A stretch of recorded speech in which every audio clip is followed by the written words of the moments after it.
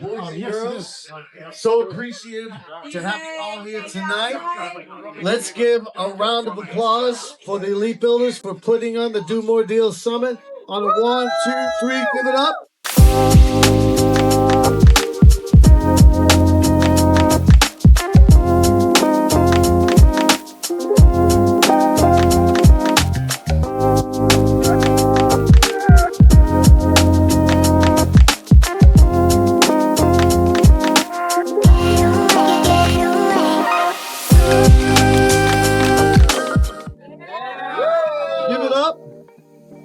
You people are weak. One more time. Give it up.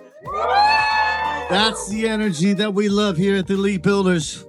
And welcome to the Do More Deals, I guess, after party food truck extraordinaire. And we appreciate all of you people for being here. We appreciate the guests. We appreciate the leadership that helped this to be. But more importantly, I want to bring on the stage one of the top leaders in the Elite Builders. Everybody knows her as Coach Jay Nelson. I know her as my business partner. Much respect, Jessica Nelson. Come on up front. Much respect. Would you like to say a few words to the attendees? My shoes are stuck in there. Does anybody know how to get a high heel out of decking? Oh, you got them! Let's go. Thank you. There's nothing worse than seeing your GM Vito Rossi stuck on the deck. All right. So I wanted to thank everyone for being here. And most importantly, I wanted to ask you guys, are you happy you're here? Yeah. Are you happy you're here? Yeah. So the Closers Club wanted to get together because a lot of us felt like, Connor, what's my boy doing over there? We have been prospecting at our previous brokerage on our own, and a lot of people didn't understand us. They were like, why is he always in his room locked making these phone calls? That guy's rude. That guy's mean. She's such a BIT whatever. Why does she talk to me? So when we came to EXP, we all wanted to do deals, right? Yeah. Woo! We all do deals, right? Doing deals. Yeah. Who does deals? I do. Let's go. We do. Who's a closer? We do. Let's go. So we wanted to do more deals together. And we kind of all just figured out, like, if we start prospecting together, we're going to hold each other accountable naturally. It just started to happen. And then we all started getting leads while we're calling probates, we're calling creative, and we're like, hey, I'm in Florida, and I just talked to a guy who's moving from Milwaukee, and he has to sell his house. Who's in Milwaukee? Oh, Ruben, aren't you in Milwaukee? No, Perry. So we started, Perry. So we started doing more deals together and creating this nationwide virtual office. And I want to give a lot of credit to all of you because it wasn't something we planned. It's something that happened. And we're so excited to grow this thing because we want to be who we say we are. Do the things that we say we're going to do.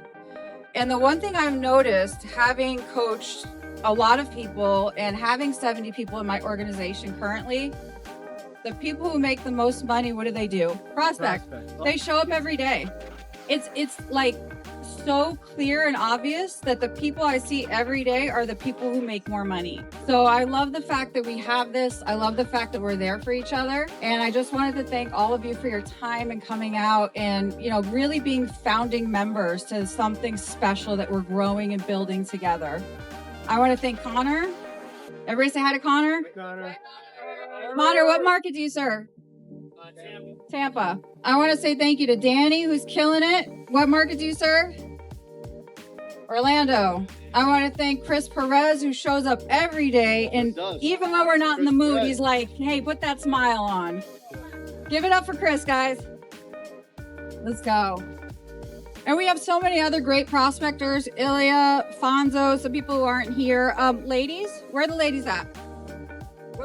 Can I ask y'all a question?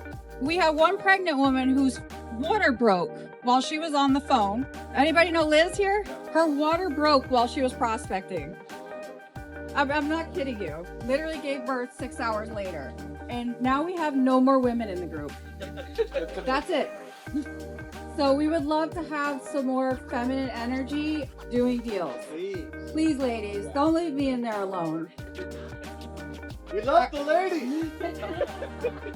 So someone I've had the great pleasure and fortune of learning from, and everyone in the group will tell you this, I call him the phone meditation master, because at a certain point in time, you're going to be listening to him and you're going to be in flow state. You're going to go from hearing objections to hearing, what do you think, Mark? What should we do? Mark, are you available? What's your commission? And I've learned so much from him. And he's just such an amazing coach, an amazing friend, and a wonderful role play partner, Mr. Mark Raimi. Give it up. Thank you, Jessica. What I know, and some of you know about prospecting space. You know about prospecting space, right? Ashley was with me at our previous, because she's in another brokerage now too. And we had a room. It was a physical room that we were in. And if it's one thing that can stir your energy and bring accountability to your business, it's others that are showing up. And I might be having a day where it's not a good day. And let's say Ashley shows up or you show up, right? Christopher shows up and they do something. They set an appointment. And all of a sudden I hear that happen. And now the energy is infectious. What it means is we're not allowed to not show up. And even if we're not feeling good, we still show up because we know that we're going to fill each other's energy up. So it's infectious. Jessica, if it wasn't for you, by the way, putting the room together, thank you, and bringing this all together, it puts me on the spot and it keeps me on my A game, because what I've learned from my mentors is whenever you go, and by the way, one of my mentors is right here, Jose Luis. Give it up for Jose. He taught us well today. Is that when we go to teach something, that's when we learn it. We learn it the best. So if you care to join us in the prospecting room, don't just join it for yourselves. Join it so that you can learn it well enough so that you can teach others, because that's really what we're all about. So thank you, Jessica. I appreciate it. And join us. And the next person I wanted to introduce you guys to, you may or may not know this. Who here knows who the new kids on the block are? All the young people are like, who? Who knows who Jordan Knight is? Well, we have the pleasure of prospecting every day with his brother. And I'm not joking. David Allen Knight is Jordan Knight's brother. Energy. And one thing that we love about Dave is he will never let you fall asleep. Nope. He will yell at you to get going. And sometimes we all need that. So Dave, come on up here and say hi. Ladies and gentlemen, I'd like to make a redaction real quick on behalf of Coach Jay Nelson. My brother's not Jordan Knight. It's actually Marky Mark. I just want to let sure everybody knows that. Okay? So a little background, people. Yes, originally from Dorchester, Massachusetts. I was part of the Boston rock and roll scene starting at the age of 13 years old. And it dramatically changed when a talent on loan from God came knocking on our door one day. Then that gentleman his name was Maurice Starr. You're saying, who's Maurice Starr? Maurice Starr eventually became the #1 record producer in the world. And he had just lost this group called New Edition. New Edition, Candy Girl. Is this the end? Okay, keep going, right? And he was looking to put a group that would be bigger than the Beatles together. And he was looking for 5 white kids. Well, where would you go to get 5 white kids that could sing, dance, and rap? You got to go to Dorchester. So, long story short, after their first album failed, they had to finance their second album, which eventually would sell 60 million albums, with some questionable street money from the Italian and Jewish mafioso. What I'm trying to get at, ladies and gentlemen, 4 kids, working class kids from Dorchester, a producer who was basically starving and not being able to pay his mortgage and facing foreclosure, did what they had to do. They rehearsed every single day in my basement, 10 Level Lab. Their first show, they went in front of all these black kids. Back then in Dorchester and Boston, it was very, very racial tension. It was everywhere. And here's 5 white boys singing black music in front of all black people. How'd you think that went down? Rocks were thrown, honky was said, bad news. These kids could have fucking quit. They could have quit. They won't like us. They're calling us names. They're throwing rocks at us. But they continued. And they continued. And they continued. And I remember their first time, they had a big show with LL Cool J in front of 4,000 black kids. And I said, wow, shit's progressing. Because every day they would go to work. Every day, Maurice Starr as the leader would tell them that you're going to be the biggest thing on earth one day. And we all believed it. Ladies and gentlemen, that second album, which wasn't supposed to happen, it wasn't supposed to be a hit, sold 60 million records. It's one of the greatest pop records ever. It's called Hanging Tough. And in this business, and today, I want to say, until today, that was released, 40 years ago? You can still hear it at Boston Celtics games, New England Patriots games at halftime. And Maurice Starr envisioned that song being played at Boston arenas. By the way, we're the greatest sports town in the world as well.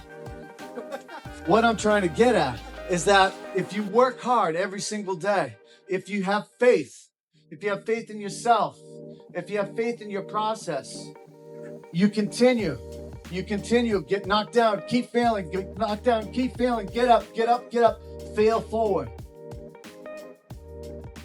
They did become bigger than the Beatles for about 6 months, the summer of 1990.